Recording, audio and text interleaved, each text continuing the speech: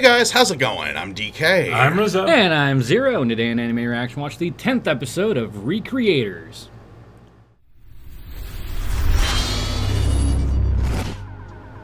If you want to check out our reaction to the 10th episode of Recreators, hit that link in the description below.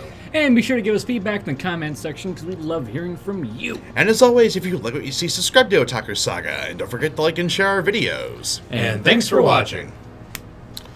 So this week on Recreators, a little less conversation, a little more action.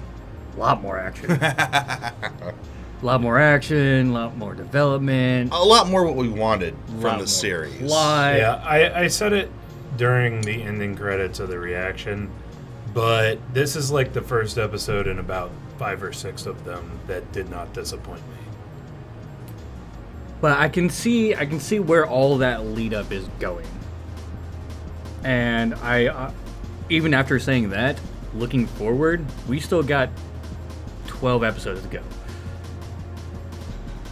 So we got a long way, and if this is what we can expect every so often, oh my god. I guess you can say this is definitely a mid-series climax. Though. Well, as Magane said at the end of the episode, and that's the end of part 1. Pose. Fourth wall lead. This is the best pose for the summer sun. Oh yeah. Yeah, and in the end, Magane still wins somehow. I want to see what happened with Magane and Yuya. Right? That would be a much more interesting fight to me. Well, alive for alive, she used her magic and stole Hangaku from him. Yeah, and But then beat the Yuya's- shit out of him. And then Yuya still walks away. And Yuya still walks away with enough power to stop Blitzer. Yeah, but he's crying fucking blood. That's why I want to. What the fuck hell? happened? What did it happen when she removed Hangaku from him? Yeah, I'm thinking it might have happened when she removed the curse of Hangaku from him. Like, it basically tore his soul or something like that. Yeah. I mean, I wouldn't say it would be a more interesting one, because this was certainly interesting. Do want to see it though. Because what we did get in this one was a lot of. I feel that it would have been more interesting to me than just showing Altair using a bullshit power to interfere with Celestia and Alice's fight. And how many of these bullshit powers does she have though? Well, you gotta two of remember she's basically a character that's created by an amateur writer, so you're probably gonna get some sort of overpowered character that's like Mary Sue. Yeah. And that's probably what is the major problem here. Quick, someone summon Saitama into the world. What is Altair's power? At this point in time, she probably has like 13 gates or something like that. Reality altering powers. Reality altering mostly. powers. Yeah. The power of bullshit. Pretty much. But yeah, we saw her turn Celestia's weapon into rose petals. Gorgeous, OP, and well, yeah. Celestia definitely got as the we point. can see here, when used at the exact correct timing, what bullshit. Oh my god. What bullshit that gives even Alice pause. But it was so great. That was I awesome loved bit of what they animation were there. doing here. Like, I seriously had an action-gasm twice. Once with Yuya and Magane, where Yuya's going in and Magane is charging up the lie for a lie thing, and that they cut that scene so cleanly and so beautifully. Right when Hangaku's going for the thrust. Yeah, and she's right when the tip of the sword's like right there. Oh my god. That was pretty cool. Actually, probably my favorite part of that one was where Magane was like, standing and talking or whatever, and he had Hangaku come up behind her and do the slash, and she like fucking limbo does a limbo underneath it. Hit that And 20 then comes dodge back roll. up and like starts examining Hangaku. And that's all she needed right there. Yeah. It's like, oh, a curse. I don't think that they're going to pull a Mamiko with Celestia. I mean, she's basically been billed as the main heroine. Even if Celestia does die at this point, well, like, if Celestia does die at this point, probably not much going on going forward. So, I mean, that can't happen yet. Not at this point. Yeah. Yeah, I'm just glad that they didn't kill Meteora. That would have pissed me off. Meteora got... Oh I'm actually glad no one God. died this episode, because we need this gang together to have more moments like this going into the second half of the series, I think. I mean, if you start killing off, you know, the cast isn't all that big. You start killing them off this early, then what are you gonna Alice do is for so 12 more fucking episodes? stupid. It really annoyed me when... Like, I can understand her not listening to Meteora because of what's going on. But when Sota says, no, that was one of Magane's lies, everybody knows that Magane is a piece of shit. This But was troll. You know what I mean. Like, I like her character, but... Yeah. She's a lowlife. She is a lowlife. Everybody knows this. Yeah. Yet, Alice just goes, shut up, I'm gonna kill Meteora. What? Blind rage. That's all I can. Blind That's rage. all I can think about. She wants Blind revenge. rage. She doesn't care against who. Yeah. Yeah. And we actually get that almost in That's exactly it. verbal Mark. form. The sunk cost fallacy. Because Alice starts talking about how she's lost everything. She's lost her home. She's lost her world. She's lost her ally. She's lost basically her knightlyhood. She doesn't care Kumo. anymore. Nice one. Yeah, I she just doesn't don't care anymore. anymore. She's lost where the truth can be found. So she's just going to do what. Right now, her thing is Meteora. So. But the fact that Meteora jumped in to save Sota. Yeah, well, you could see it where Alice goes in for a slash or whatever, and she obviously didn't care if she hit Meteora or Sota. And Meteora jumps in, shoves Sota out of the way, and then takes the brunt turns of it into a herself. line drive. Right. Pat her up. You can tell that she's like, wait a minute, that's not something that an evil person would do.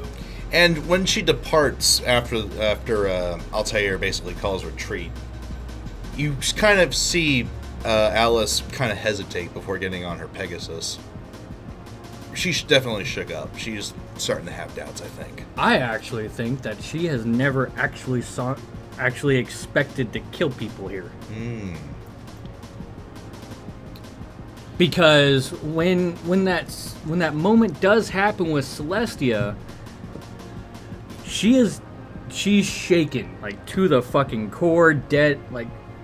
Yeah, you know what I Zone think it out actually was she was upset that Altair would interfere with an honorable fight between two knights. I think that's what it was. Yeah, especially after being called And out by now, Celestia and now like she, that, yeah, too. now she's thinking, is this really the side that I want to fight on? Yep. Because I don't necessarily want to fight for somebody who would is do that this. dishonorable. Yeah, she's going to turn sooner or later. I don't want to continue being this fucking stupid. I hope so. Please, Alice. It's actually frustrating. Everyone keeps saying that in the chat. Oh, wow. Oh god. But the whole interaction between Celestia and Alice with what was going on there, the emotion, just the shock of everything going on. Oh my god, I love it so fucking much. But I agree with Bill Walker. If she turns, she's probably going to die at the same time because redemption means death. Yep. Indeed. Self-sacrifice redemption stuff. So, Yep. I guess who's next on the chopping block? No, probably not next, I don't think. I still have my bets on. If one of these characters is going to die next, I'd say it's either Rui or Alice at this point. Yeah. So you're saying Rui first then? I think Rui first. I think Rui first. Because we've kinda already out of had nowhere. a death on the Altair side. Mm-hmm. Now we need one. Now we need one on the other side. to And even what's them out. what better person to get rid of than the person who can't really do anything because his mech's just too big. They're fighting in fucking Tokyo. What? I mean, they can rebuild the buildings in a day. Actually, it reminds me of Full Metal Panic. Because there's a portion, I guess, spoiler if you haven't seen it, the anime came out in, 2002? Something like that. We were still in high school back then? Or No, I was just starting. Before that. Jeez. But there's a part in it where Melissa Mao is piloting a M9 through Tokyo, and she keeps destroying street signs and stuff. Even they're on the highway where the least amount of shit is, and she keeps destroying stuff. Right. Full Metal Panic, the new season should be coming out this year, though I've heard it's delayed. It was supposed to come out in the fall. But yeah, totally going the Hancock. But yeah, that's what it kind of reminded me of. And then of course later they end up having it piloted through Hong Kong. Oof. Which is even fucking worse. But yeah, basically Rui is useless because he can't really do anything unless they're fighting at altitude. And then, he tries to be useful during this fight. And then Altair summons a clone of the Gigas Mega. Yeah, so Altair summons a clone of the Gigas Mega so that he has something to do. Check him out. If it wasn't for that, they probably wouldn't have used him at all. Yeah, he contributes nothing to the story. Except a visual spectacle. So, okay, although I did like Altair's way to deal with him. Oh, just deal with yourself. Go away. Go fuck yourself. Literally.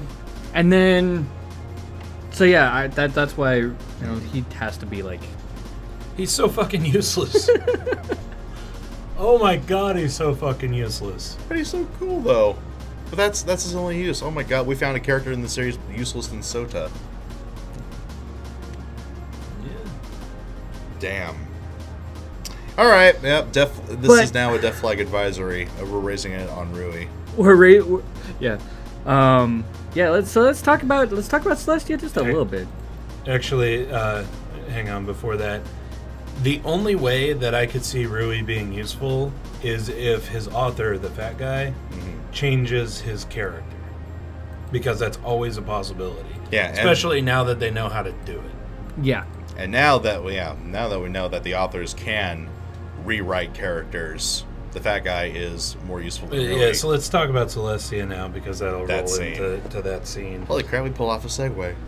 But so right after getting stabbed in the gut, Bullshit. Sorry. Oh my god, I was extremely worried. Yes, but I mean it's the main character anyway. So we're the authors show up, right?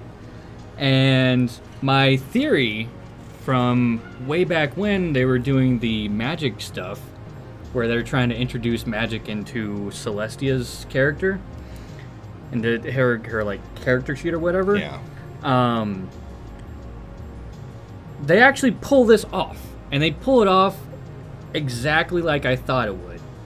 And I love how this interaction works. Yeah, basically, it's not enough for them to just change the character. Just type in the Yeah, words. not just type it in. They have to change it and make it public. The people who bring this character to life by making the character popular have to know about the character changes. So I love the way that that the author does it, where he literally just pulls up his computer, copies the Word document, and posts it to totally not Twitter. Not Twitter. Well, he posts what he wrote for this new version of Celestia, calls up Marina, the artist, who has a picture of the new design, posts it online, and then it gets the kind of views that we can only dream of. And then I like how he added it at the end. Hey, I wrote up this new character idea for Celestia. if you guys like it, then I'm going to put it into the story. And boy, do they like it. Yeah. Well, what did they get? Like 10,000 views in the space of like 3 seconds or some shit? Right. It's yeah.